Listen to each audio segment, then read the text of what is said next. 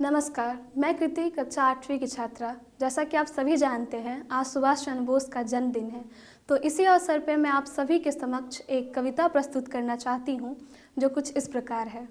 वह खून कहो किस मतलब का जिसमें उबाल का नाम नहीं, वह खून कहो किस मतलब का आ सके देश के काम नहीं। वह खून कहो किस मतलब का जिसमें जीवन ना रवानी है, जो परवश होकर बहता है वो खून नहीं वो पानी है।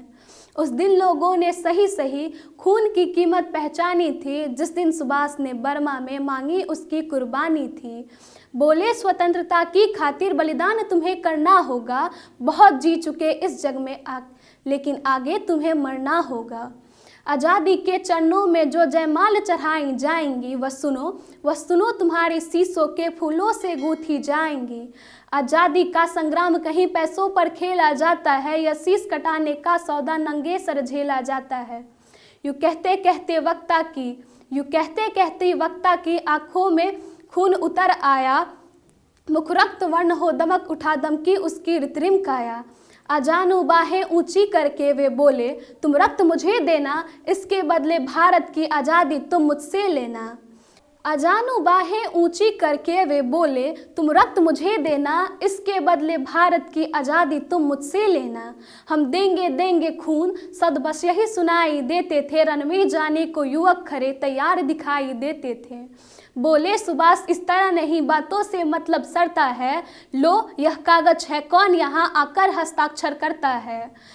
पर यह साधारण पत्र नहीं, आज़ादी का परवाना है, इस पर तुमको अपने तन का कुछ उज्जवल रक्त चढ़ाना है।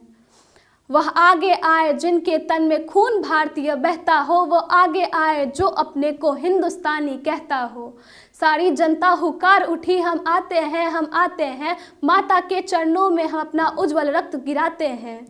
साहस से बढ़े युवक उस दिन आगे ही बढ़ते जाते थे, चाकू छुरी कटारों से वे अपना रक्त गिराते थे। फिर उस रक्त के स्याही में वे अपने कलम डुबोते थे, आज़ादी के परवाने पर हस्ताक्षर करते जाते थे।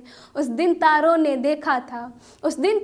देखा था हिंदुस्तानी में विश्वास नया, जिस दिन महारणवीरों ने लिखा अपने खून से इतिहास नया। धन्यवाद।